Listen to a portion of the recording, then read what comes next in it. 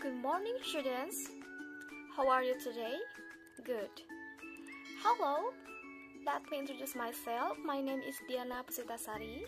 Today we will discuss about procedure text. Okay, I want to ask you, do you like cooking? Cooking is something that usually we do every day, especially for women. Cooking can be enjoyable activity if you like it, but there are some people lazy to cook or even afraid because they cannot make delicious food. To help them, people who cannot cook can see recipes. Recipes are very helpful when we want to make delicious food. We need recipe because there are steps that can lead us to do it. Recipe is an example of procedure text. Another example is book instruction. When you buy a new television or a new console, there must be a book instruction in the box. Book instruction is also one of the examples of procedure text. When you want to download something from the internet, there are steps before we do that. Those steps are also procedure text. Then, what is procedure text actually? Procedure text is a text that explains or helps us how to make or use something. There are three generic structures of procedure text. First, goal. Goal is status what is going to do. For example, how to make spaghetti. The second one is material or ingredient. Material or ingredient is contained about things that we need to make or do something. For example, the material to cook omelette are egg, onion, vegetable oil, and so on. And the last is step or method. Step or method is a series of actions to do or to make something. For example, first, wash the tomatoes, onion. The second, cut the onions become slices. And then next, the purpose of procedure text is to explain or tell the reader how to make or operate or do something through a sequence of actions or steps.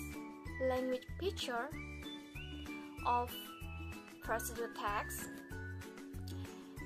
First, using connective or conjunction. For example, first, second, next, then, finally, last. The second one is using action verb. For example, turn on, press, turn off, plug. And the last is using imperative sentences. For example, press the button, turn on. Alright, here I have two sample procedural texts about how to turn on the television and how to wash your hands. Let's read it.